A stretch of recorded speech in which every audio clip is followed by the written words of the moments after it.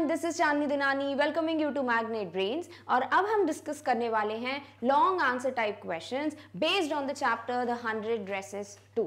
अब ये जो चैप्टर है this is a continuation of the story in the previous chapter, यानी कि जो आपका प्रीवियस चैप्टर था, इसके पहले वाला चैप्टर था द 100 ड्रेसेस पार्ट 1, इस ही स्टोरी का एक कंटिन्यूएशन गिवन है आपको इन दिस चैप्टर। तो कुछ क्वेश्चंस हैं जिनको आंसर करने के लिए आपको दोनों चैप्टर्स के बेसिस पे कुछ पॉइंट्स गैदर करने पड़ेंगे and then only you can answer such questions. और कुछ क्वेश्चंस होंगे जो स्पेसिफिकली 100 ड्रेसेस पार्ट 1 या फिर 100 ड्रेसेस पार्ट 2 को बिलोंग करते हैं।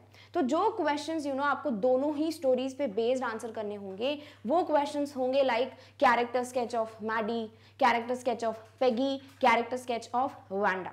अदर देन दिस आपको ये भी पूछा जा सकता है कि क्यों फन किया जाता था वांडा के साथ, या फिर किस तरीके से मजाक उड़ाया जाता था। तो आपको क्या करना है, आपको पहले पार्ट में से पूरा सीन देना है, राइट, कि जो आप उससे क्वेश्चंस किए जाते थे स्कूल यार्ड में, she used to stand and watch the girls playing hopscotch. तो ये पूरी सिचुएशन आप वहां से बिगिन करोगे 100 ड्रेसेस पार्ट 1 से, एंड देन जो बात का रियलाइजेशन पार्ट है, लेटर का आने का पार्ट है, वो सारे आप 100 ड्रेसेस पार्ट 2 की स्टोरी से पॉइंट्स गैदर करोगे and then you will write a complete answer. Clear?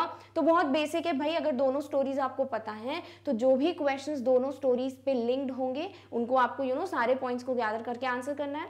और जो क्वेश्चन स्पेसिफिकली पार्ट 1 या पार्ट 2 से बिलोंग करते होंगे आप उस हिसाब से उनको आंसर करोगे। क्लियर? तो वेरी फर्स्ट क्वेश्चन जो हमसे पूछा हुआ है, let's answer that question first. So what did Maddie and Peggy write in the letter to Wanda? What happened after it? अब हमसे क्या पूछा गया है कि भाई ये लोग डिसाइड करते हैं, right, after they receive the letter from Wanda's father कि वांडा और उसका जो ब्रदर है वो कभी भी स्कूल अब अटेंड नहीं करेंगे, they will leave the city and go. क्यों? बिकॉज उनके नाम का, उनके कपड़ों का मजाक उड़ाया जाता था and that was too much for them to handle, और इसीलिए वो लोग बिग सिटी में शिफ्ट हो रहे हैं। अब इस लेटर को सुनने के बाद पूरी क्लास को ऑब्वियसली बहुत बुरा लगा था, बट स्पेसिफिकली मैडी को और पेगी को बहुत ज्यादा गिल्ट हो रहा था या बुरा लग रहा था, because they were the one जिन्होंने ये पूरी सिचुएशन जो है स्टार्ट की थी। वेदर पेगी जो है उसने ये क्वेश्चंस पूछना, मॉक करना, ये सब बिगिन किया था, बट कहीं ना कहीं मैडी ने उसको कभी बोला नहीं, तो she was equally responsible for this situation. तो जब ये लोग ये लेटर सुनते हैं तो दे डिसाइड कि चलो हम वांडा के घर जाते हैं, राइट, घर जाते हैं, बट वांडा उनको दिखती नहीं है, मिलती नहीं है। तो वन फाइन डे ये लोग डिसाइड करते हैं let's write a letter. Clear? तो अब आपको यहां से पूरे पॉइंट्स बताने हैं कि लेटर में इन लोगों ने क्या लिखा। तो यू हैव टू टेल कि ये लेटर एक नॉर्मल फ्रेंडली लेटर था, जो भी कोई भी एक गुड फ्रेंड अपने दूसरे फ्रेंड को लिखेगा। नेक्स्ट, इस लेटर में इन लोगों को मेंशन तो ये करना था कि they are apologetic for whatever they have done, बहुत सॉरी फील कर रहे हैं, अपोलोजाइज करना चाहते हैं, बट अल्टीमेटली इनका लेटर जो था वो बहुत ही नॉर्मल फ्रेंडली लेटर में एंड हुआ। इन लोगों ने क्या क्या पूछा था उसमें कि जहाँ पे भी वांडा शिफ्ट हुई है वो न्यू प्लेस कैसी है, जिस भी न्यू स्कूल में उसने एडमिशन लिया है वहाँ की न्यू टीचर कैसी है। देन दे इन्फॉर्म्ड हर कि तुमने कॉन्टेस्ट जीत लिया है, ड्राइंग कॉन्टेस्ट, पूरी क्लास तुमको बहुत पसंद करती है, हम भी तुमको बहुत पसंद करते हैं। तो ये सारी बातें जो है इन लोगों ने लेटर में मेंशन की थी। व्हाट हैपेंड आफ्टर इट कि भैया ये लोग वेट कर रहे थे कि लेटर का रिप्लाई आएगा, बट बहुत हफ्तों तक लेटर को रिप्लाई नहीं आया and they were feeling more and more guilty. Who? Maddie was specifically feeling more and more guilty, क्योंकि पेगी तो भूलती जा रही सिचुएशन, उसको कभी रियलाइजेशन इतना हुआ ही नहीं था। And finally one fine day, जिस दिन लास्ट डे था स्कूल का, उस दिन इनको एक लेटर का रिप्लाई आता है। The letter was sent by Wanda Petronski. Clear? तो ये पूरा हमको आउटलाइन पता है। Now let's see one of the sample answers for this question.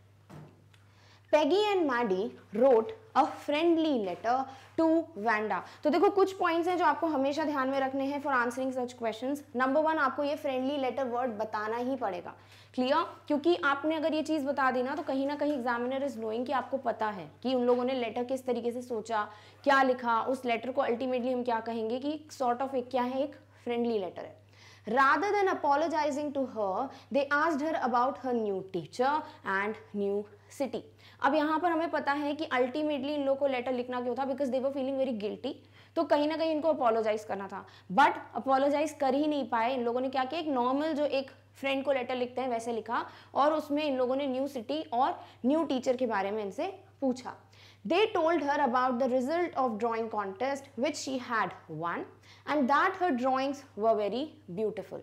फिर इन लोगों ने क्या बताया कि भाई जो ड्राइंग कॉन्टेस्ट हुआ था जिसमें वैंडा ने 100 डिजाइन्स भेजी थी, सबमिट की थी, उसमें जो विनर अनाउंस हुआ था दैट वाज वैंडा हरसेल्फ, और उसकी ड्राइंग्स बहुत ज़्यादा ब्यूटीफुल थी। तो you have to be aware of the points जो आपको यहाँ मेंशन करने ही करने हैं। Number 1 is it is a friendly letter.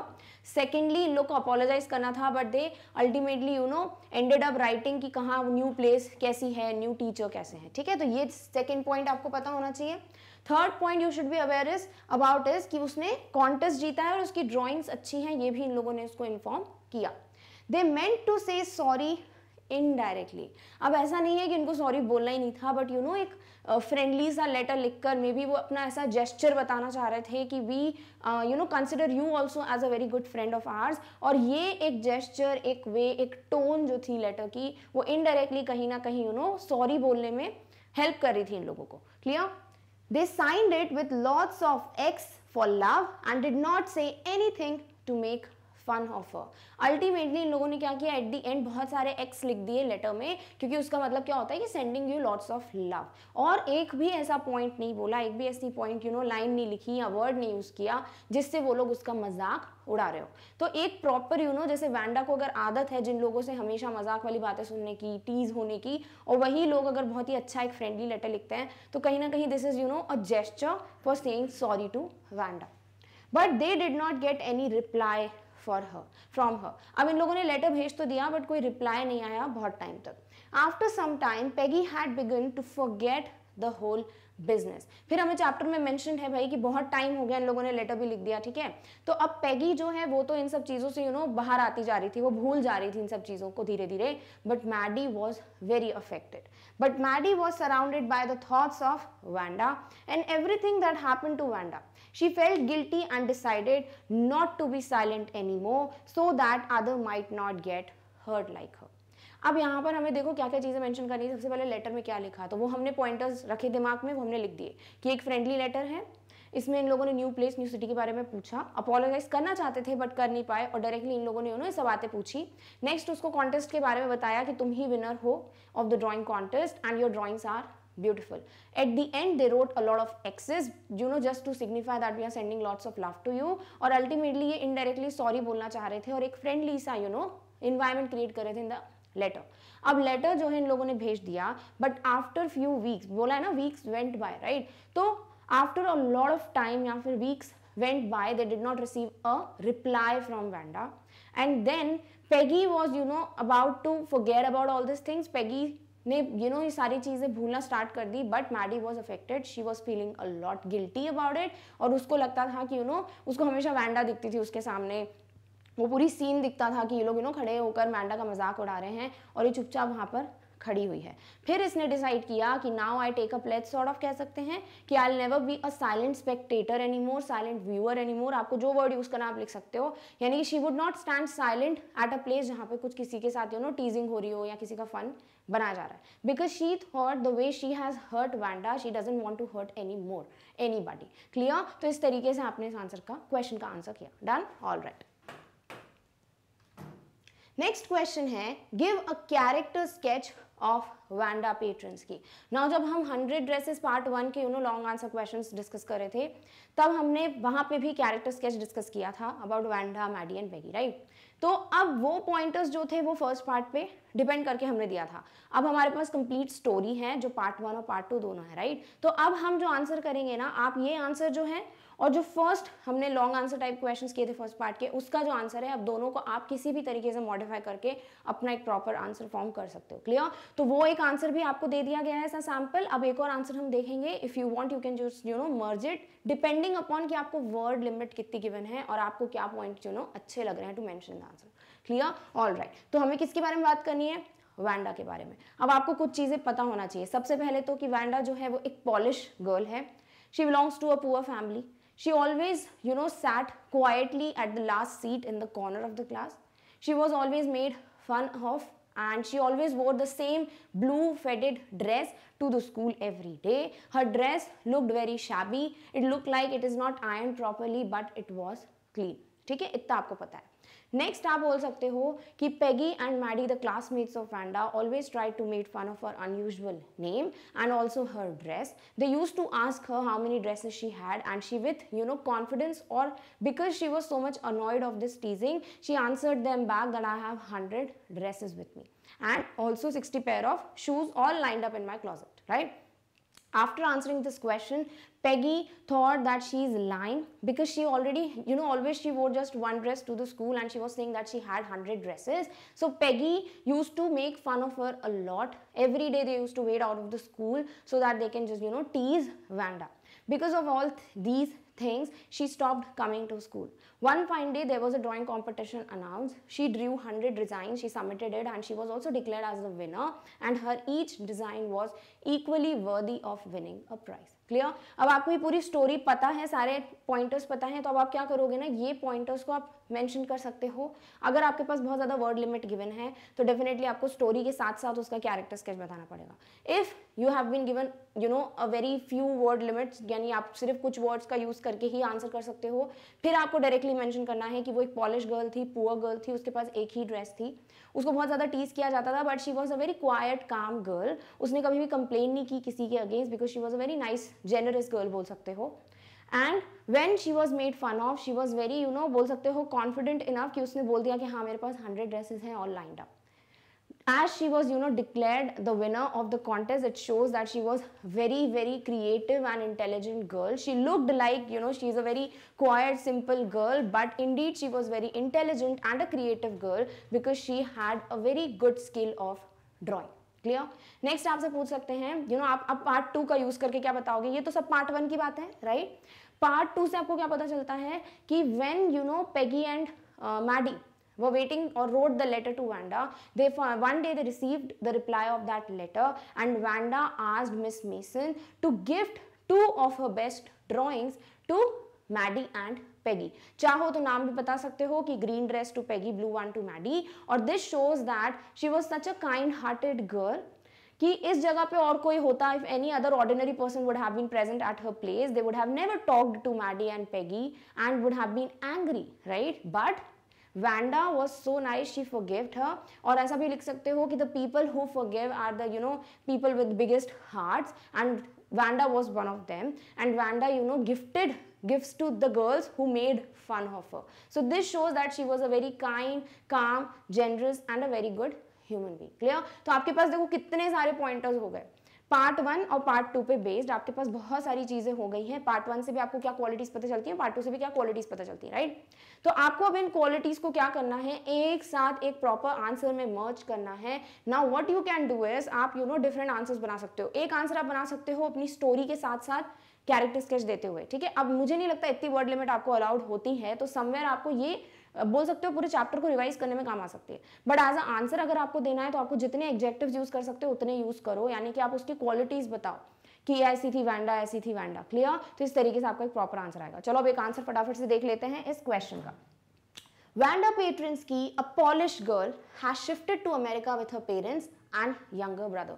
देखो आपको ये चीज़ें पता थी कि वो एक पॉलिश गर्ल है, वो अमेरिका में शिफ्ट हुई है विथ हर पेरेंट्स. इतना जो है ये तो पार्ट 1 से आपको पता है, बट उसके ब्रदर के बारे में मेंशन कहाँ किया गया है?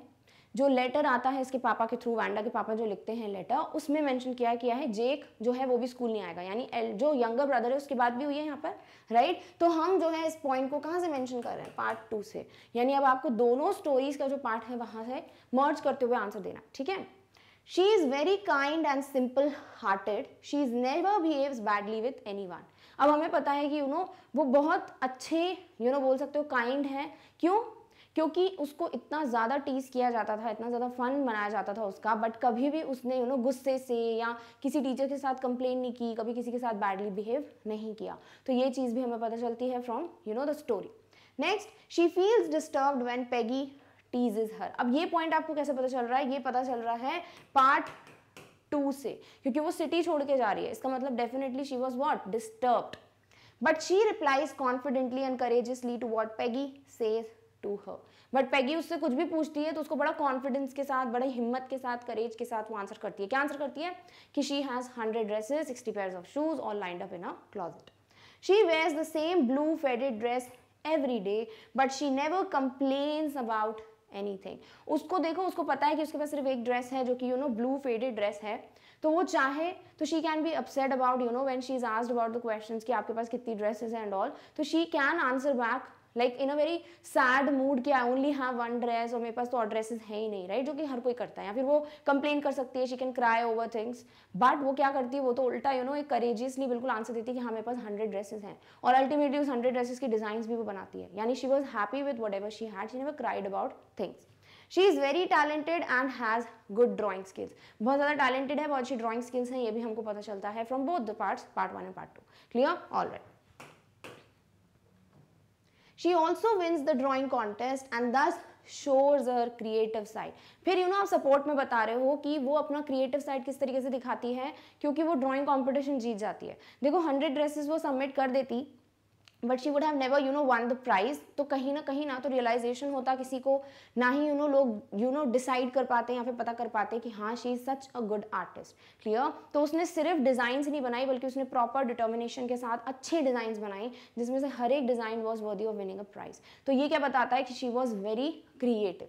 She is forgiving and generous as she forgives Peggy and Maddie by gifting them 2 of her drawings in which she draws their faces। फिर पार्ट 2 से आपको इसकी एक और क्वालिटी क्या पता चलती है कि she was a very forgiving, माफ कर देने वाली लड़की थी वो, एंड जेनरस, यानी कि उसका she had a pure heart and pure soul. उसने कभी भी इन चीज़ों को इतनी ज़्यादा लिया नहीं अपने ऊपर कि दे वर बिहेविंग बैडली तो मैं भी उसी तरीके से रेसिप्रोकेट करूँ। क्लियर? यानी कि आपको यहाँ पे बहुत अच्छी चीज़ सिखाई जाती है कि अगर आपसे कोई भी किसी भी तरीके से बिहेव करता है, दैट डजंट मीन्स कि आप भी उसी तरीके से बैड बिहेवियर करके उनको आंसर बैक करो। अगर आपके साथ कोई बैडली बिहेव करता है, आपका फन बनाता है, obviously you should tell your family first, but आपको कभी भी उनकी तरह बिहेव करने नहीं लग जाना चाहिए कि if somebody is mocking you, making fun of you, तो आप भी उसी तरीके से उनके साथ रिएक्ट करो। नहीं, you should be a very kind hearted person. आपको हमेशा इस तरीके से आंसर बैक करना चाहिए कि सामने वालों को बुरा ना लगे, बट उसको रियलाइज हो जाए कि you are such a nice person, कि आप इतना सब कुछ होने के बाद भी कुछ इतना ज़्यादा अग्रेसिव नहीं हो रहे हो। क्लियर? सेम चीज़ यहाँ वैंडा बताती है। देखो वैंडा के साथ जो होता था, daily she was teased, she was made fun of her dress, her name, और इस एज पे obviously she is a young girl, school going girl है तो she is a young girl. At this particular age no child is able to take these things so positively, इतने अच्छे से कोई accept नहीं करता जिस वैंडा ने किया। तो यहाँ वैंडा का एक बहुत अच्छा नेचर पता चलता है कि she is very generous, and after she decides to gift them 2 of the designs जो उसने बनाई थी। दिस ऑल्सो टेल्स कि वो बहुत फॉरगिविंग है, and this is a very big quality, हर किसी को नहीं होती क्वालिटी, राइट? तो ये भी हमें पता चलती है फ्रॉम पार्ट 2। क्लियर? और उसने क्या किया है, उसने ड्रेसेस तो गिफ्ट की हैं, बस उन ड्रेसेस में उन्होंने पेगी और मैडी का फेस भी बनाया था, एंड दैट टेल्स कि she is such a nice girl. So it can be said that she is a mature, sensible and loving girl who cares about everyone। कैसे बोल सकते हो कि mature है भाई वो? क्योंकि अभी मैंने बोला कि एट दिस एज, यानी at such a young age, जो वैंडा स्कूल गोइंग गर्ल है, कोई भी इतना अच्छे से नहीं सोच पाता कि मेरे पास 100 ड्रेसेस हैं, फिर उसको डिज़ाइन करना, राइट, फिर उसमें फेसेस भी ड्रॉ करना, उन गर्ल्स का जो उसका मजाक उड़ाते थे और उनको अल्टीमेटली गिफ्ट कर देना, ये बहुत बड़ी बात है। तो ये सब चीज़ें क्या बताती है कि she was mature enough to handle any situation.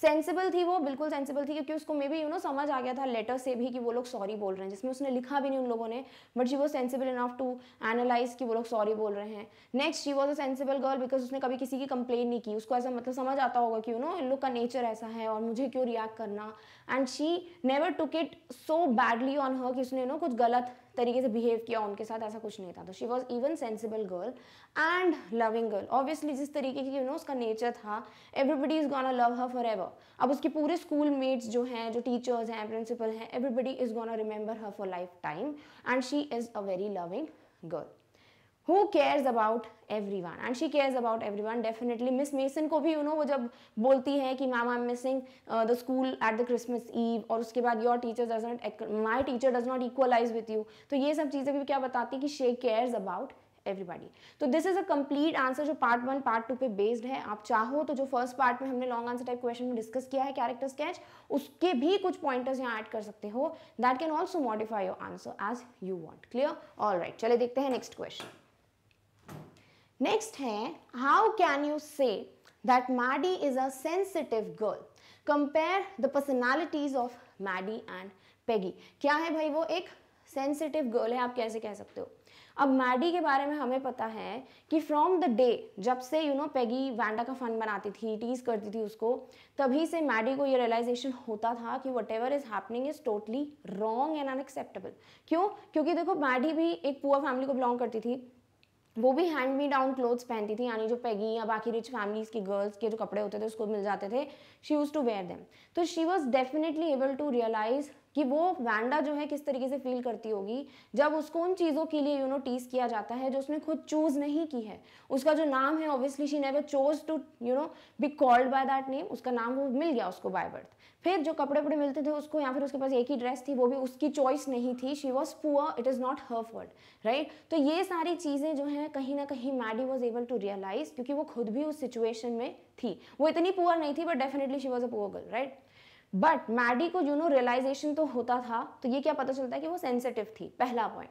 दूसरे पॉइंट पे क्या पता चलता है कि जब लेटर मिलता है इन लोगों को वैंडा के पापा के थ्रू, और इन्हें ये पता चलता है कि बिकॉज ऑफ दैट टीजिंग एंड मॉकिंग वो सिटी छोड़ के जा रही है, वो दूसरे स्कूल में अब शिफ्ट हो जाएगी, तो ये सारी चीज़ें भी मैडी को बहुत ज़्यादा बोल सकते हो अनकंफर्टेबल, ऑकवर्ड और गिल्टी फील कराती है। क्यों? क्योंकि वो सो भी नहीं पाती, she had sleepless nights because she always use to think about Wanda, that scene कि उसको स्कूल गार्ड में किस तरीके से मॉक किया जाता था, टीज किया जाता था। तो definitely she was able to see those things in front of हर।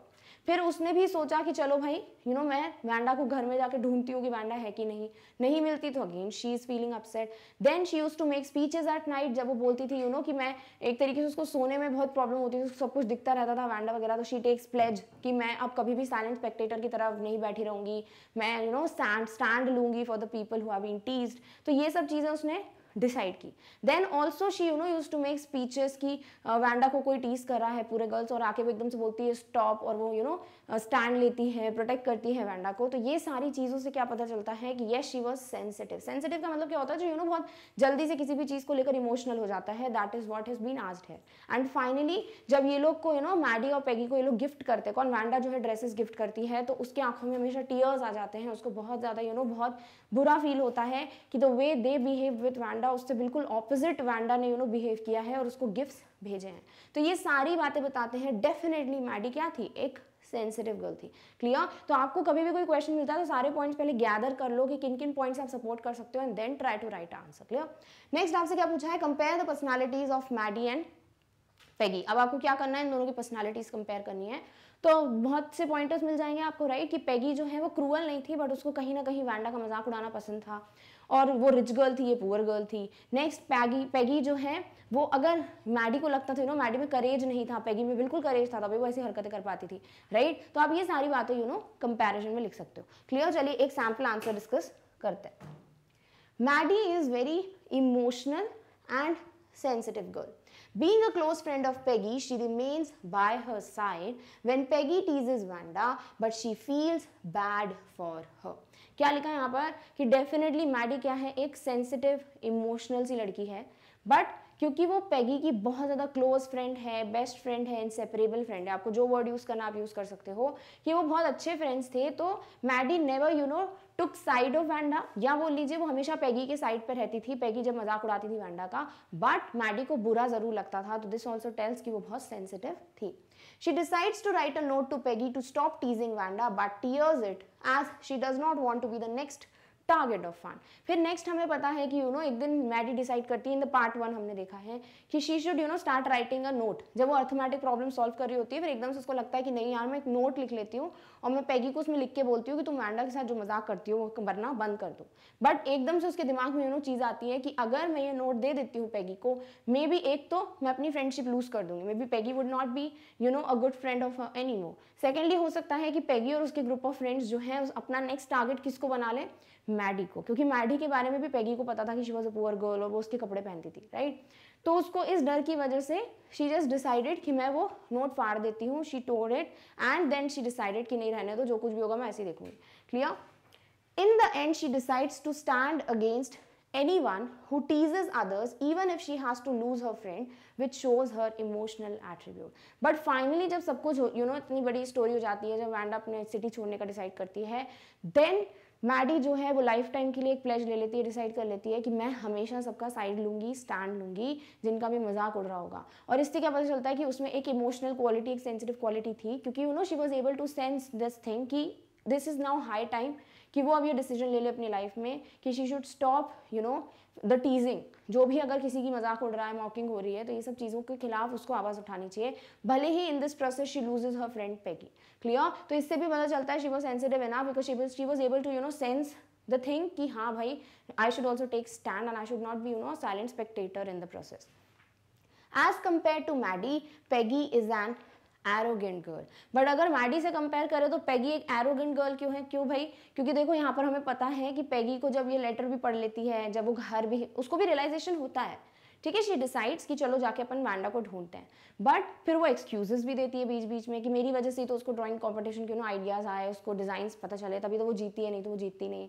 और वैसे भी मैंने कभी फॉरेनर नहीं बोला उसको, उसके नाम का मजाक नहीं उड़ाया। तो ये सब चीज़ों से क्या करती है वो एक्सक्यूजेस देती है कि क्यों उसने ये सब टीजिंग वगैरह की। तो ultimately she was somewhere right और Maddie was the one you know she was able to sense कि नहीं हम गलत थे। तो हम कह सकते हैं पैगी, अगर कंपेयर करो मैडी और पैगी को, तो she was somewhere arrogant girl. Clear? All right. She teases Wanda by asking her about dresses, but she is not cruel as she helps children from bullies and cries when she sees an animal being ill-treated. अब next हमको aspect क्या पता चलता है किसका? पैगी का। देखो Maddie की तो हमने बता दी बात है कि वो इमोशनल सेंसिटिव गर्ल क्यों है, राइट? फिर यहाँ पे मैडी के लिए हम क्या बोल रहे हैं कि कंपेयर करें पैगी के लिए, सॉरी, कि पैगी एक एरोगेंट गर्ल है कंपेयर करो तो, बट वो डेफिनेटली यू नो क्रूअल नहीं है, क्योंकि वो वांडा को टीज करती है, उसको मजा आता है, तो कहीं ना कहीं बोल सकते हैं एरोगेंट है। बट वो क्रूअल इसलिए नहीं है क्योंकि हमें पता है कि जब भी उन्होंने किसी के साथ बुलिंग होती थी तो वो बच्चों का साइड लेती थी, उनको प्रोटेक्ट करती थी। अगर किसी एनिमल को कोई मिसट्रीट या इल ट्रीट करता था तो she used to cry for hours. But she tries to make fun of Wanda every time and defends herself. बट जब भी उसको मौका मिलता था वो वांडा का मजाक उड़ाती थी और खुद को भी डिफेंड कर रही है वो in the second part of the story कि भाई मेरी वजह से थोड़ा ना कुछ हुआ है, बल्कि मेरी वजह से तो she got the idea for the designs. तो वो अपने आप को डिफेंड कर रही थी कि नहीं, I am totally correct. So both the girls have different personalities and attributes which can be directed by their actions. तो दोनों ही लड़कियां जो हैं एक दूसरे से बिल्कुल ऑपोजिट हैं, दोनों की क्वालिटीज अलग हैं, ट्रेट्स अलग हैं, पर्सनालिटी ट्रेट्स अलग हैं, और दोनों को यू नो हम किस तरीके से देख सकते हैं कि they both have opposite personality traits by the actions they have you no conveyed in the chapter, कि किस तरीके से मैडी को रियलाइजेशन होता है, वो क्या तरीके के एक्शंस परफॉर्म करती है, और किस तरीके से पैगी यू नो अपने आप को कन्वे करती है, इनसे इनकी पर्सनालिटी ट्रेट्स पता चलता है। अदर देन दीज आप ये भी बता सकते हो देखो कि if we say think it like this कि मैडी जो है उसमें बिल्कुल करेज नहीं था even to talk to her friend. चलो फ्रेंड्स के साथ होना करेज चाहिए होता है, but she did not had courage, so she was somewhere a coward. But Peggy was very courageous, she always used to you know make fun of Wanda without even thinking about the consequences. यहाँ बोल सकते हो कि Peggy was a thoughtless girl, she never pondered upon the consequences, she never thought about the results जो भी हो सकते हैं। She continued making fun of Wanda without even thinking कि उस पर क्या इम्पैक्ट पड़ रहा होगा। तो ये सारी चीजें भी आप इस आंसर में मेंशन कर सकते हो। क्लियर? ऑल राइट, चलिए देखते हैं next question. Next question is the 100 dresses 2 gives out a moral message, justify। देखो आपको यहाँ तो डायरेक्टली दे सकते हैं कि 100 यू नो ड्रेसेस 2, या फिर आपको डायरेक्टली द 100 ड्रेसेस दे सकते हैं, ठीक है, क्योंकि पार्ट 1 पार्ट 2 बोलो या कंप्लीटली 100 ड्रेसेस बोलो एक ही बात है। आपको करना क्या है, आपको वो मॉरल मैसेज ढूंढना है। क्या है भाई मॉरल मैसेज? मॉरल मैसेज देखो दो चीजें हैं, एक तो कभी किसी को बुली मत करो, कभी किसी का फन मत बनाओ, मॉक मत करो, टीज मत करो, specially based on the things जो कि यू नो किसी ने चूज नहीं किए। यानी you should not be judgemental, क्योंकि आपके यू नो चैप्टर की बिगिनिंग में जैसे फर्स्ट पार्ट जैसे हम स्टार्ट करते हैं तो आपको you know before you read के फॉर्म में क्या गिवन था कि आप किन चीज़ों के बेस्ड पे लोगों को जज करते हो।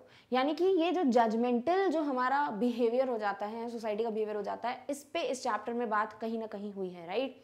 तो पहली चीज़ तो हमें ये पता चलती है कि never be judgemental about the things that one has not selected for himself और हरसेल्फ। यानी कि कुछ चीज़ें होती हैं जैसे कि अगर आपके पास कितना पैसा है, बंगला है, गाड़ी है, ये सब चीज़ें, आपका जो फिजिकल ब्यूटी है, फेस है, आपका नाम है, ये सब चीज़ें आप खुद थोड़ा ना सिलेक्ट करते हो, राइट। तो इन चीज़ों पे अगर कोई आपको जज करता है तो वो बहुत प्रॉब्लमैटिक है। Now you should always try to जज इन अ पॉजिटिव वे, यानी किसी की गुड टैलेंट, स्किल्स, क्रिएटिविटी, इन सब कुछ चीज़ों को देखते हुए सामने वाले का नेचर, सामने वाले की क्वालिटीज, इन सब चीज़ों पे बेस्ड आपको एक पॉजिटिव जजमेंट देना चाहिए. You should try to learn from that person rather judging based on the possessions they have. Clear. Secondly क्या बताया गया यहाँ पर कि किसी को भी बुली करना, किसी का भी फन बनाना, किसी को भी मॉक करना is definitely morally wrong. It is unethical, क्योंकि कहीं ना कहीं यू आर नॉट अवेयर कि आपकी उस टीजिंग की वजह से, उस मॉकिंग की वजह से सामने वाले पे क्या इफेक्ट पड़ रहा है. That could be a mental impact, that could be something जो कि रिलेटेड हो सकता है with the career of that person. For example यहाँ वैंडा को ऑल टुगेदर बोल सकते हो, पूरी फैमिली को एक नई बिग सिटी में शिफ्ट होना पड़ा. Now this is not easy, जैसा आप सुनने में लगता है कि शिफ्ट हो गए, it is not that easy, specially for the person who is poor. Like तो यहाँ पर उनको शिफ्ट होना पड़ता है to a new city. She has to leave her school, वो स्कूल जहाँ पे she loved her teacher, she was missing Christmas of that school. तो कहीं ना कहीं शी हैड दिस इम्पैक्ट, और लाइफ टाइम कह सकते हो पैगी और मैडी उसके दिमाग में रहेंगे, कहीं ना कहीं ये मजाक उसके दिमाग में रहेगा. क्लियर. तो बुलिंग नहीं होनी चाहिए. This is the second message. Third message जो हमको यहाँ चैप्टर में मिलता है वो ये है कि we should always try to take stand against wrong things, यानी कि हमें मैडी की तरह चीज़ों को इग्नोर नहीं करना चाहिए इवन आफ्टर रियलाइजिंग इट. यानी पैगी तो चलो शी वॉज रॉन्ग, क्योंकि वो एक तरीके से she was committing a crime, but उसने कभी एनालाइज नहीं किया, उसने कभी रियलाइज नहीं किया कि what ever she was doing was bad और रॉन्ग, राइट. बट मैडी को हमेशा रियलाइजेशन होता था कि what ever is happening, what ever Peggy is doing is totally wrong. But उसने कभी भी स्टैंड नहीं लिया, जस्ट वो अपने बारे में सोच रही थी कि या तो मेरी फ्रेंडशिप खत्म हो जाएगी या फिर मुझे भी मॉक किया जाएगा. But she could definitely take a stand. After that जो कुछ भी होता तो वो वैंडा के साथ टैकल कर सकती थी सिचुएशन को, राइट. तो ये एक चीज है कि आपको हमेशा कभी भी कुछ गलत होते हुए दिखता है, you should take a stand against it. And the final message जो हमको इस चैप्टर में मिलता है वो ये है that we should try to have the qualities, the heart, the soul as Wanda Petronski had. यानी कि आपको हमेशा काइंड हार्टेड होना चाहिए, आपको हमेशा कॉन्फिडेंट इनफ होना चाहिए कि आप कोई भी सिचुएशन को हैंडल कर पाओ. फॉर एग्जाम्पल अगर कोई आपको इल ट्रीट करता है based on what ever thing, तो आप में इतना कॉन्फिडेंस होना चाहिए, इतना करेज होना चाहिए कि आप उस चीज़ को पॉजिटिवली फेस कर पाओ. आपके पास वो तरीका होना चाहिए जिस तरीके से आप ऐसा आंसर बैक करो, नॉट इन एरोगेंट और अग्रेसिव वे, एक प्रॉपर वे में, बट सामने वाले को रियलाइज हो पाए कि उन्होंने जो भी बोला that is wrong. Clear. Secondly Wanda की तरह फॉरगिविंग नेचर होना बहुत बड़ी बात है, बहुत बहुत ज़्यादा डिफिकल्ट होता है. अगर आप में एक फॉरगिव करने की बात आ जाती है, माफ़ करना बहुत ईजी नहीं होता, राइट. तो ये चीज़ भी हमको वैंडा से सीखने को मिलती है कि do not take things for ever in the life on your mind, always try to forgive people. Clear. तो ये बहुत सारी चीज़ें हैं जो हमको चैप्टर में सीखने को मिलती है. Now it's up to you कि आप किस पॉइंट को उठाकर ज़्यादा इलैबोरेट करना चाहते हो. क्लियर. तो चलिए इस क्वेश्चन का एक सैम्पल आंसर डिस्कस करते हैं. Now Wanda Petronski's letter highlights her greatness, which gives us a view of her nature as a simple, loving, caring and friendly human being. यानी यहाँ अगर हम देखें तो सबसे पहला एस्पेक्ट जो हमको देखने को मिलता है दैट इज कि वैंडा का नेचर कैसा था. अगर हम वैंडा का लेटर देखते हैं जो रिप्लाई आता है, उस रिप्लाई के हिसाब से समझ आता है कि she was such a kind hearted soul, और वो जो है उसमें वो ग्रेटनेस यानी कि होता है ना बड़प्पन, वो था उसमें, क्योंकि उसने माफ कर दिया था इतनी बड़ी चीज़ को. यानी जिनकी वजह से she had to leave the city, she had to change the school, उतनी बड़ी बात पे उन लोगों को भी उसने माफ कर दिया. This shows how grateful she is in her life. She is simple, loving, caring and friendly. तो ये सारी qualities भी हमको पता चलती हैं about Vanda. She gives her drawings to Peggy and Maddie, though they tease her a lot. Although Maggie और Peggy हमेशा इसको परेशान करते रहते थे, but then too she gifted them the dresses she had drawn. It shows how great she is as it requires a lot of courage and patience to do so. Definitely इससे क्या पता चलता है कि वो she was such a nice girl, क्योंकि बहुत ज़्यादा पेशेंस चाहिए ऑब्वियसली कि उन चीज़ों को जितनी बार भी याद रखो. यानी कि अगर हम भी अपने आप को वैंडा की जगह पर रखें और हमारे साथ रोज़ एक टीजिंग हो रही है, मॉकिंग हो रही है किसी के भी हिसाब से, तो फिर हम क्या करेंगे, जब भी उस पर्सन को याद करेंगे हमें गुस्सा ही आएगा, राइट. ऐसा नहीं होगा कि हमको गिफ्ट्स भेजेंगे, बट इतना पेशेंस होना, इतना करेज होना, हिम्मत होना जैसे वैंडा में था, दैट शोज कि हाँ भाई ये क्वालिटीज़ होना बहुत ज़रूरी है as Wanda Petronski had. An ordinary person cannot do that and would definitely hate them, but Vanda shows polite and peaceful traits of her character. कोई भी नॉर्मल इंसान होता तो वो कभी भी इस तरीके से रिएक्ट नहीं करता जैसे वैंडा ने किया था. उसी वक्त या तो कंप्लेन कर देते या थोड़ी बहुत लड़ाई वड़ाई हो जाती, गुस्सा आ जाता, राइट. आप बहुत बुरी तरीके से रेसिप्रोकेट करते उस चीज़ पर. बट यहाँ वैंडा ने क्या किया, उसने तो बहुत ही ऑपोजिट ट्रेट्स दिखाए अपनी लाइफ पर्सनैलिटी के कि how good kind hearted girl she was. In our society, it is very difficult to find such a character, but such traits are a must to be a good human being. और ऐसी traits, ऐसी qualities, पता करना या देखना इस generation में it's very difficult. जो कि हमारी poem Animals में भी Walt Whitman बोलते हैं हमारे poet कि he compares animals and human beings, and what he finds is कि human beings pretend करते हैं अपनी life में whatever they have in their mind, उसका बिल्कुल opposite वो सामने बोल सकते हो परफॉर्म करते हैं अपने एक्शंस. तो ये चीज़ जो है यहाँ पे भी समझ आती है कि दीज ट्रेट्स आर इक्वली बोल सकते हो बहुत डिफिकल्ट हैं to find such traits in any human being, but हमें ये सारी क्वालिटीज़, ये ट्रेट्स जो वैंडा में है डेफिनेटली अपने अंदर लाने चाहिए. तो this is one of the moral messages जो हमारे इस चैप्टर से हमको पता चलता है. क्लियर? All right.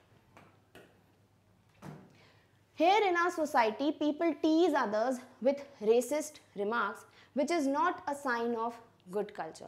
अब हमारी सोसाइटी में क्या होता है ना, बहुत बार लोग रेसिस्ट रिमार्क्स यानी कि कलर पे बेस्ड, नाम पे बेस्ड, बहुत सारी चीज़ों पे बेस्ड रिमार्क्स करते हैं जो कि बिल्कुल भी अच्छा साइन नहीं होता फॉर गुड कल्चर या सिविलाइजेशन. यानी कि दूसरी चीज़ जो हमको यहाँ देखने को मिलती है वो क्या है कि लोग जो रिमार्क्स करते हैं, किसी को टीज करते हैं based on such racist remarks, वो सब क्या है, equally not a good sign है ऑफ एनी गुड कल्चर.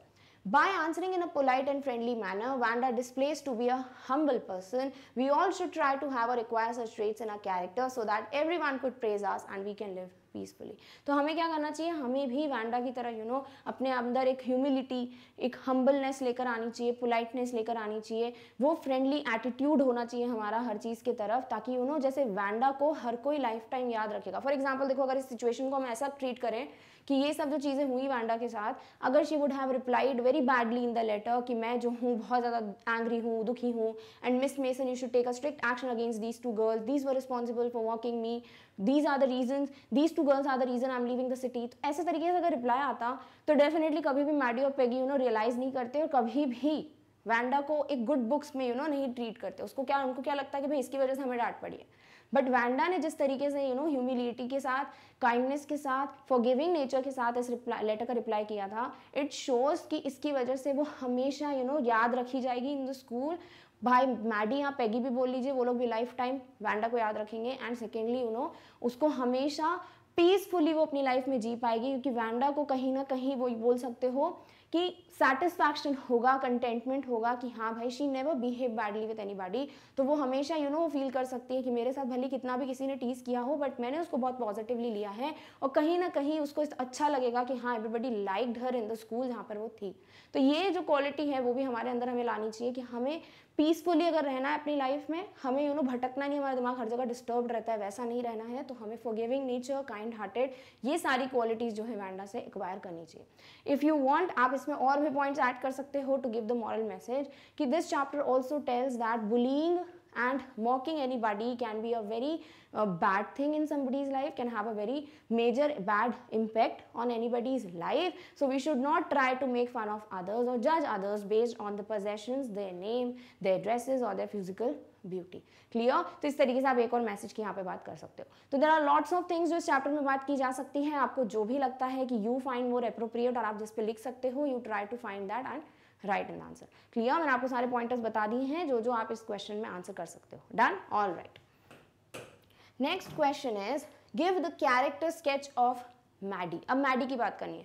देखो ऑलरेडी हम मैडी की बात उस क्वेश्चन में कर चुके हैं जिसमें सेंसिटिविटी की बात हुई है कि मैडी एक इमोशनल सेंसिटिव गर्ल है. तो वो भी पॉइंट्स आप यहाँ मेंशन कर सकते हो. अब मैडी के बारे में बहुत सी बातें पता है हमको, स्पेसिफिकली चैप्टर 2 से हमको ज़्यादा बातें पता है, पार्ट 2 से सॉरी. तो इसमें हम क्या क्या बता सकते हैं. देखो सबसे पहले तो हमें पता है मैडी भी एक पुअर गर्ल है, अमेरिकन गर्ल है, ठीक है. दूसरी बात, उस बेस्ट फ्रेंड कौन है उसकी? पेगी. थर्ड थिंग बोल सकते हो कि मैडी ने कभी खुद किसी का मजाक नहीं उड़ाया, खुद कभी वैंडा का मजाक नहीं उड़ाया, but she was always a part of that game, क्योंकि उसने कभी भी स्टैंड नहीं लिया फॉर वैंडा या फिर कभी भी पेगी के अगेंस्ट कुछ नहीं बोला. उसमें हिम्मत नहीं थी, शी लैक्ड करेज. ये चीज़ हमें कैसे पता चलती है? क्योंकि उसने जब नोट लिखने का डिसाइड किया, कहीं ना कहीं वो डर गई और उसने वो नोट फाड़ दिया.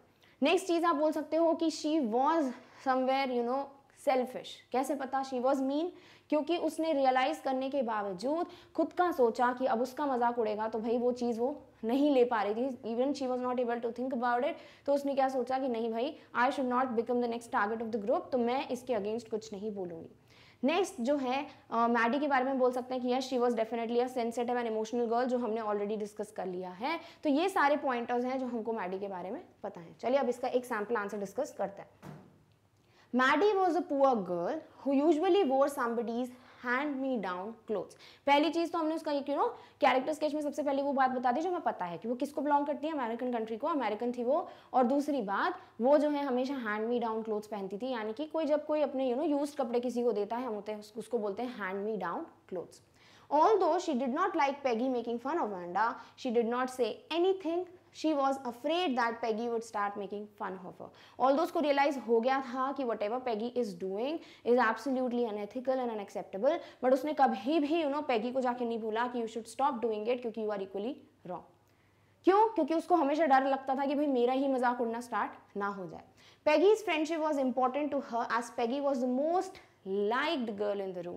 और हमेशा पैगी की फ्रेंडशिप उसके लिए इंपॉर्टेंट क्यों थी? क्योंकि पूरी क्लास में सब पैगी को पसंद करते थे, वो बहुत प्रिटी लड़की थी, she had very pretty dresses and she was also a good artist, क्योंकि पता है हमको चैप्टर में, राइट? तो इस वजह से पूरी क्लास उसको बहुत पसंद करती थी। और ऐसा कोई पॉपुलर सा पर्सन होता है हमारी क्लास में और अगर हम उसके बहुत अच्छे फ्रेंड होते हैं, बेस्ट फ्रेंड होते हैं, तो हमको भी बड़ा अच्छा लगता है, राइट? तो यहाँ पर सेम मैडी के साथ हो रहा था कि मैडी अपनी फ्रेंडशिप लूज नहीं करना चाहती थी पैगी के साथ, क्योंकि कहीं ना कहीं पैगी क्या थी भाई? Most popular girl of the class. Maddie was not really a cruel girl, she only lacked courage. But Maddie definitely, you know, ऐसा नहीं था कि बहुत क्रूअल थी वो, बिल्कुल नहीं, क्योंकि उसको सब रियलाइज हो रहा था, तो डेफिनेटली वो क्रूअल नहीं थी। उसने कभी खुद जाके वैंडा का मजाक नहीं उड़ाया, तो वो क्रूअल नहीं थी। बट डेफिनेटली उसमें करेज नहीं था, वो बहुत डरपोक थी। शी वॉज अ कावर्ड, क्योंकि कभी भी उसने यू नो स्टैंड लेने की कोशिश नहीं की। Clear? All right. What was the effect of the letter of Vanda's father on Miss Mason? How did Maddie react to it? तो before we move to this question, अगर last question में आपको और भी कुछ पॉइंटर्स ऐड करने तो आप वो लॉन्ग आंसर टाइप क्वेश्चन में से ऐड कर सकते हो, जो हम ऑलरेडी डिस्कस कर चुके हैं 100 ड्रेसेस पार्ट 1। ठीक है?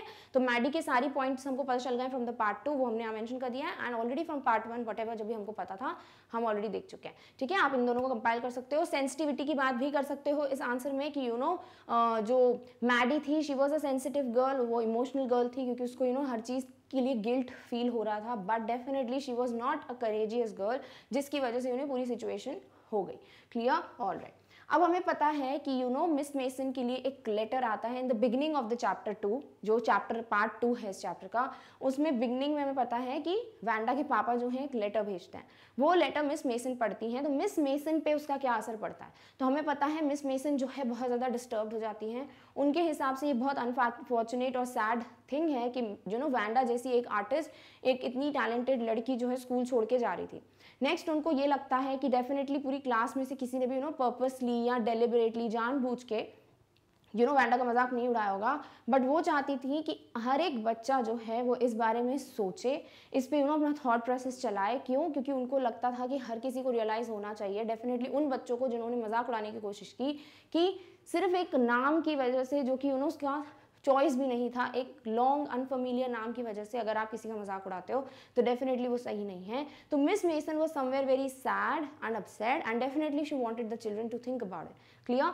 फिर हमसे पूछा गया है how did Maddy react to it. तो हमें पता है आफ्टर यू नो कि सबने जब after all the students have you know listen to the letter, जब उन्हें सुन लिया कि लेटर में क्या लिखा है, हर कोई कहीं ना कहीं बिल्कुल साइलेंट हो गया था, क्योंकि they were shocked. But Maddie definitely बिल्कुल भी यू नो फर्स्ट पीरियड जो था स्टडी पीरियड, उसमें भी फोकस नहीं कर पा रही थी। उसके दिमाग में बार बार वैंडा का पिक्चर चल रहा था। She was very guilty. जब आप गिल्टी होते हो आपके दिमाग में और कुछ नहीं आता, आपको वही वही चीज़ें चलती रहती हैं कि क्या कर दिया है। ठीक है? तो यही चीज़ मैडी के दिमाग में चल रही थी। तो definitely Maddy was disturbed. She wanted to find Wanda and talk to her and tell her कि जो कुछ भी हुआ वो हमने तुम्हें यू नो डेलिबरेटली परेशान करने के लिए या फिर तुम्हें हर्ट करने के लिए नहीं किया था। तो ये सब चीज़ें थी जो मैडी के दिमाग में चल रही थी। और मिस मेसन के ऊपर क्या इम्पैक्ट पड़ा है, वो छोटा सा इम्पैक्ट हमें बताया गया है कि she was sad and upset and she wanted the class to think about it. Clear? All right. चलिए इस क्वेश्चन का एक आंसर देखते हैं। There was a deep silence in the class when Miss Mason read the letter. चाहो तो directly इससे start करो, अगर आपको लगता है कि वर्ड लिमिट ज़्यादा है तो आप यहाँ ऐसे भी बिगिन कर सकते हो कि आफ्टर मिस मेसन बोल सकते हो received the letter from Vanda's father, she read the letter in front of the class, and after the reading was completed there was a deep silence in the class. Clear? Whatever happened was due to thoughtlessness. It was also unfortunate and sad. She did not like that other students had hurt the feelings of Vanda just because she had a name which happened to be a long unfamiliar one. Definitely इनको क्या लग रहा था miss Mason को कि जो कुछ भी हुआ है वो थॉटलेसनेस केयरलेसनेस में हुआ है और कोई भी पर्पसफुली या डेलिबरेटली मजाक नहीं उड़ाएगा. बट उनको बिल्कुल भी ये चीज़ अच्छी नहीं लगी, बिल्कुल भी पसंद नहीं आया ये कि एक लॉन्ग अनफेमिलियर नेम की वजह से किसी का इतना मजाक उड़ सकता है. She did not like that other students had hurt the feelings of Vanda. She wanted everyone to think about it. और वो चाहती थी कि हर एक इंसान जो है, हर एक स्टूडेंट जो है वो इस मैटर पे सोचे. ऐसा नहीं है कि बस सुन लिया लेटर और बस हो गया. हर किसी को इस पे थोड़ा बहुत टाइम देके सोचना चाहिए कि किसी को भी बुलिंग करने से या मॉक करने से कितना बुरा इम्पैक्ट हो सकता है. On the other hand Maddy had a sick feeling. हमें पता है कि Maddy was feeling sick in bottom of her stomach, यानी उसको बहुत ऐसा लग रहा था, अंदर से बहुत ज़्यादा बुरा लग रहा था, अनकंफर्टेबल लग रहा था, because she was filled with guilt. She wanted to regret on her behavior. She thought that she never wanted to hurt Vanda in this way. और वो इन सब चीज़ों पे बहुत ज़्यादा रिग्रेट कर रही थी, उसको बहुत पछतावा हो रहा था और वो यही सोच रही थी कि भाई मैं कभी भी वांडा को इस तरीके से हर्ट करना नहीं चाहती थी. इनफैक्ट वो हर्ट करना चाहती ही नहीं थी कि वो स्कूल छोड़ के या सिटी छोड़ के चली जाए. तो उसको इन सब चीज़ों को सोच सोच के बहुत ज़्यादा उसको बहुत अपसेट फील हो रहा था और कहीं ना कहीं she was feeling very guilty about her actions. Next है appearance could be misleading. Support this statement with reference to the story the 100 dresses. अब ये एक टाइप का वैल्यू बेस्ड क्वेश्चन है जिसमें आपको अपना पॉइंट ऑफ व्यू और चैप्टर के भी कुछ इंस्टेंसेस मेंशन करना है. क्या लिखा है? अपीयरेंस कुड बी मिसलीडिंग, यानी जिस तरीके से चीज़ें दिखती हैं वैसा ज़रूरी नहीं है कि हो. राइट? यानी आपको अगर कोई इंसान दिखता है जो बहुत शांत है, क्वाइट है, ज़रूरी नहीं है वो डम हो, जैसे कि ये लोग वांडा के बारे में सोचते थे. तो जो अपीयरेंस दिखता था, यानी कि जिस तरीके से वांडा काम क्वाइट लड़की दिखती थी, वो मिसलीड कर गया कहीं ना कहीं पेगी को कि वो एक डम गर्ल है, बल्कि वो बहुत टैलेंटेड और क्रिएटिव गर्ल थी. तो यहाँ हमको वांडा का आंसर लेते हुए वांडा का एग्जाम्पल लेते हुए आंसर करना है इस क्वेश्चन को.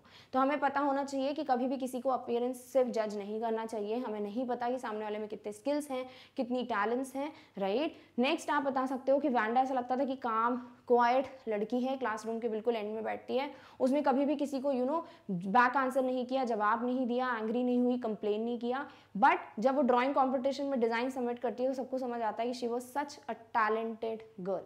सेकेंडली, इन लोग को क्या लगता था वो बहुत डम है, उसको समझ नहीं आ रहा कि उसका मजाक उड़ रहा है, बट इसका बहुत ज़्यादा इम्पैक्ट पड़ा उसकी लाइफ पे और वो स्कूल छोड़ के और सिटी छोड़ के चली गई. And then she was such a kind hearted girl कि उसने इन सब चीज़ों को माफ़ कर दिया, मैडी और पेगी को माफ़ कर दिया और उनको गिफ्ट्स भी देकर गई. क्लियर? तो ये सारी चीज़ें हैं जो हमको इस आंसर में बतानी है. फर्स्ट ऑफ ऑल आपको बताना पड़ेगा कि येस अपीयरेंस जो है वो मिसलीडिंग हो सकते हैं और फिर आपको वांडा का आंसर देते हुए इसको सपोर्ट करना है. क्लियर? ऑलराइट, चलिए इसका एक सैम्पल आंसर डिस्कस करते हैं. Wanda was a poor polish girl.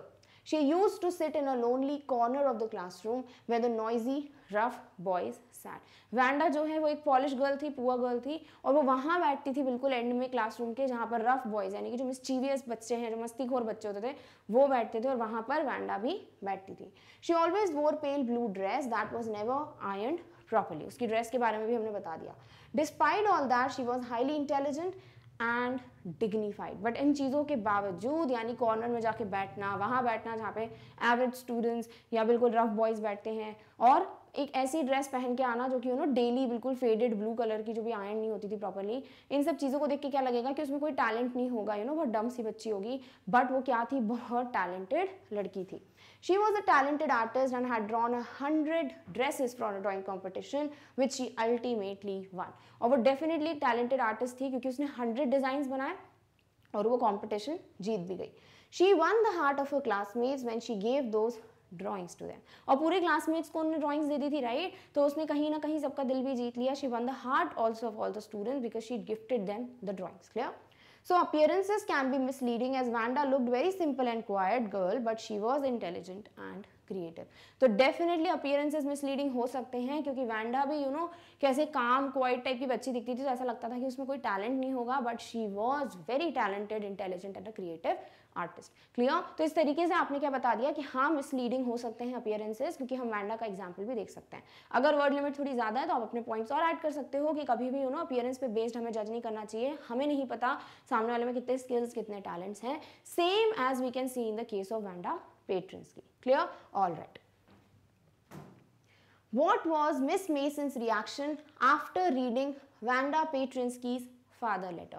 अब हमें पता है यहाँ पर, इससे पहले भी हमने एक क्वेश्चन डिस्कस किया जिसमें क्या लिखा हुआ है कि मिस मेसन का किस तरीके से इम्पैक्ट पड़ा था, तो वो हमने कुछ पॉइंटर्स ऐड किए, फिर हमको मैडी का भी उसमें कुछ बताना था तो हमने मैडी के पॉइंटर्स भी ऐड कर दिए।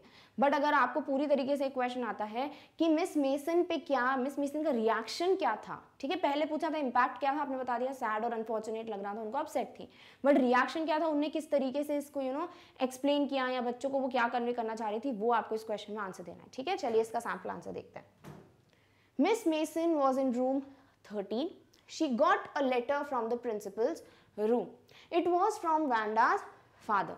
आप देखो यहाँ पे डायरेक्टली नहीं बता दिया कि जैसे ही लेटर पढ़ा मिस मेसन बहुत अपसेट थी, सैड थी, राइट? हमने क्या बताया, क्योंकि हमको देखो ये पूरा आंसर लॉन्ग आंसर देना है, तो आपको लिखना ही इस पे बेस पे है कि मिस मेसन का क्या रिएक्शन था, तो आपको यहाँ पे पहले बताना पड़ेगा कि एग्जैक्टली सिचुएशन थी क्या। क्लियर? तो एक पिक्चर आपको क्लियर करना पड़ेगा in the mind of examiner कि रूम 13 में मिस मेसन है, उनको प्रिंसिपल रूम से एक लेटर मिलता है, एक नोट मिलता है, और वो लेटर जो है वैंडा के पापा ने लिखा था।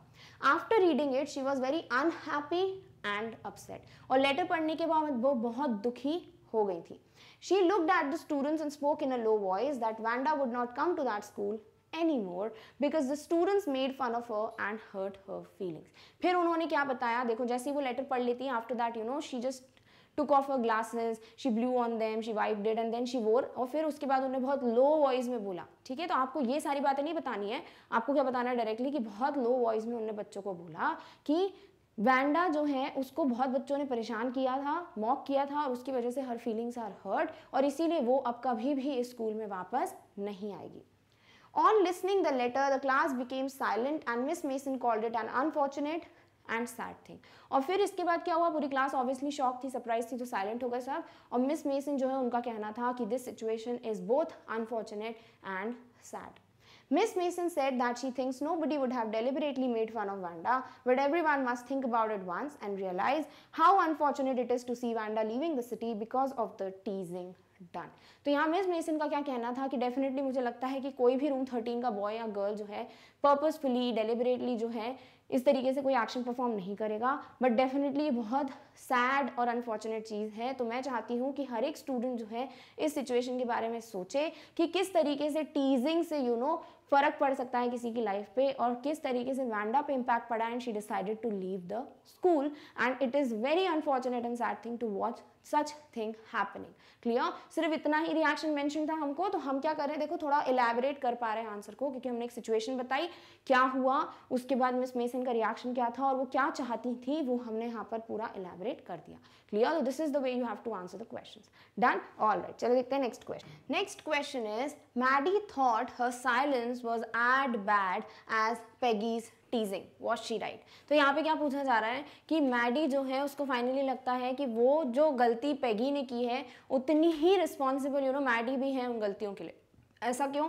क्योंकि वो साइलेंट थी, यानी कि उसने कभी भी स्टैंड नहीं लिया, वो चुपचाप एज अ साइलेंट स्पेक्टेटर सब कुछ होते हुए देख रही थी। तो कहीं ना कहीं शी थॉट कि ये जो साइलेंस है ना, this is also equally wrong and bad as what Peggy did. तो डेफिनेटली हमको एक चीज़ पता है कि क्राइम को होते हुए देखना silently is also equally wrong crime commit करने था। यानी अगर कोई क्राइम कमिट करता है तो वो तो गलत है ही ऑब्वियसली, बट अगर उस क्राइम को आप चुपचाप होते हुए देखते भी हो तो भी आप क्या हो, इक्वली रॉन्ग हो। सेम चीज़ मैडी के केस में थी, क्योंकि देखो मैडी जो है वो वैंडा की सिचुएशन रियलाइज कर सकती थी और वो कर भी चुकी थी, बट पेगी को तो कभी रियलाइजेशन हुआ ही नहीं था दैट शी इज़ रॉन्ग। तो पेगी को जब रियलाइजेशन नहीं हुआ तो कहीं ना कहीं चलो हम उसको एक बेनिफिट ऑफ डाउट दे देते हैं कि उसको समझ ही नहीं आया कि वो जो कुछ भी कर रही है वो मजाक नहीं है, वो बहुत सीरियस है। बट मैडी को तो सब कुछ रियलाइज हो ही चुका था, क्योंकि वो भी अपने आप को वैंडा की सिचुएशन के साथ कंपेयर कर पा रही थी, because she was also a poor girl, she also was wearing hand me down clothes and she was somewhere in the बोल सकते हो same situation as Wanda was, तो वो समझ पा रही थी, but she never spoke against it. कभी भी वो पैगी के पास जाके उन्होंने हिम्मत दिखा के उसने नहीं बोला कि पैगी ये सब चीज़ें मत करो, इससे बहुत बुरा इम्पैक्ट पड़ सकता है, और हम भी अच्छे फ्रेंड्स हैं, मैं भी तो एक पुअर फैमिली को बिलोंग करती हूँ, मैं भी तो तुम्हारे कपड़े दिए हुए पहनती हूँ, तो यू कैन अंडरस्टैंड कि भाई ये सब कुछ चीज़ें हमारी मर्जी से नहीं है, right, we never chose to be poor, it was, बोल सकते हो कि we were born like that, right. तो ये चीज़ों पे बेस्ड तुम्हें कभी भी किसी को टीज नहीं करना चाहिए and don't do it. But उसने कभी नहीं बोला, क्योंकि वो कहीं ना कहीं मीन थी कि भाई मेरे साथ ही मजाक ना उड़ने लगे, मेरी फ्रेंडशिप ना टूट जाए। तो डेफिनेटली उसका जो साइलेंस था ना, वही एक रीजन था जिसकी वजह से मैडी इतना ज़्यादा गिल्टी फील करती थी, उसको नींद नहीं आती थी, उसको स्पीचेस देनी पड़ती थी रात को, तब जाके वो सो पाती थी, उसको हर वक्त वैंडा का चेहरा दिमाग में आता था। तो ये सब चीज़ों से क्या पता चलता है कि डेफिनेटली मैडी जो है उसका silence was equally completely wrong as what Peggy did. Clear? All right, चलिए इसका आंसर देते हैं। Maddy and Peggy were good friends. Clear? Maddy was good at heart and could never think of insulting और hurting anyone. Definitely वो बहुत अच्छी pure soul थी, क्यों? क्योंकि उसने कभी भी किसी को हर्ट करने की ना तो कोशिश की, ना ही कभी वो सोचती थी कि वैंडा को मैं हर्ट करूँ। Peggy used to make fun of Wanda by asking her how many dresses she had. Peggy definitely मजाक उड़ाती थी उसका, बार बार पूछे तुम्हारे पास कितनी ड्रेसेस है, कितनी ड्रेसेस हैं। Maddie did not like this but she never opposed Peggy. Definitely Maddie को बहुत awkward, embarrassed सा फील होता था जब उसका मजाक उड़ता था वैंडा का, बट उसने कभी भी Peggy को अपोज नहीं किया, कभी उसके खिलाफ कुछ नहीं बोला कि it is completely wrong whatever you are doing. Once she decided to write a note to Peggy asking her not to insult Wanda but could not gather courage. यानी कि उसने डिसाइड तो किया चलो मैं लिख देती हूँ, बट उसने उतनी हिम्मत नहीं दिखाई कि वो लिखकर उसको दे सके। When Maddie got to know that Wanda's family has decided to leave the city, she felt bad. जब उसको पता चला after they received the letter in the school कि जो वैंडा की फैमिली है उन्होंने डिसाइड कर लिया है कि हम सिटी छोड़ के जा रहे हैं, क्योंकि उसका मजाक बहुत उड़ता था वैंडा का, तो फिर उसको बहुत ज़्यादा बुरा लगने लगा। She realise that she was also responsible for the situation, और कहीं ना कहीं उसको ये रियलाइजेशन हुआ कि she was equally wrong for the complete situation, she was equally responsible for the complete situation. Clear? All right. As watching the crime silently is equally wrong as committing it, क्योंकि ये चीज़ हम सबको पता है कि silently देखना, silent Spectator बन के, व्यूअर बन के किसी क्राइम को होते हुए देखना इक्वली ही गलत होता है जितना कि वो सामने वाला क्राइम कमिट कर रहा है। तो ये चीज़ भी मैडी के केस में एप्लीकेबल है कि Maddy was not the one who was committing the crime, this is also a crime, teasing somebody is also a crime. तो ये चीज़ जो है पेगी वॉज कमिटिंग, तो she was definitely wrong, but Wanda after realising it, being a silent spectator, she was also somewhere supporting the situation, supporting Peggy, and she never took stand of Wanda. तो कहीं ना कहीं being a silent spectator was equally wrong as being the committing the crime. Clear? All right. Her silence was as bad as Peggy's teasing. She could have spoken and stopped Peggy and others from making fun of Wanda. तो वो definitely कोशिश कर सकती थी कि वो इस मजाक को रोक पाए, वो वैंडा के लिए सपोर्ट करे, वो लोगों को समझाए दैट स्टॉप दिस, बट कहीं ना कहीं she was silently observing all the things. तो क्या हो गया भाई, ये भी एक इक्वली रॉन्ग स्टेप हो गई। क्यों? क्योंकि अगर वो साइलेंटली नहीं देखती सब कुछ, वो अगर एक बार भी स्टैंड ले लेती, तो चलो ऐसा बोल लेते हैं, चलो पेगी की फ्रेंडशिप टूट जाती उससे, या पेगी जो है नहीं करती बंद फन करना, बट कहीं ना कहीं उसको एक नई फ्रेंड वैंडा मिल जाती, राइट? या फिर वैंडा को कहीं ना कहीं वो करेज मिलता कि यार at least somebody is there who is thinking about the situation कि सब कुछ गलत हो रहा है, तो कहीं ना कहीं उसको वो एक रीजन मिल जाता to stay there in that school, to stay in that city, और उसको भी अच्छा लगता उस क्लासरूम में, राइट? बट ये सब चीजें मैडी कर सकती थी, but she never mustered up courage, she never gathered courage to do so, तो definitely she was equally wrong as Peggy was. Clear? All right. So with this, we come to an end of our topic, long answer type questions based on the chapter The 100 Dresses Part 2. हमने Part 1 और Part 2 पे based a lot of questions जो हैं solve कर लिए हैं, discuss कर लिए हैं. So I think this is all together enough to practice for the chapter.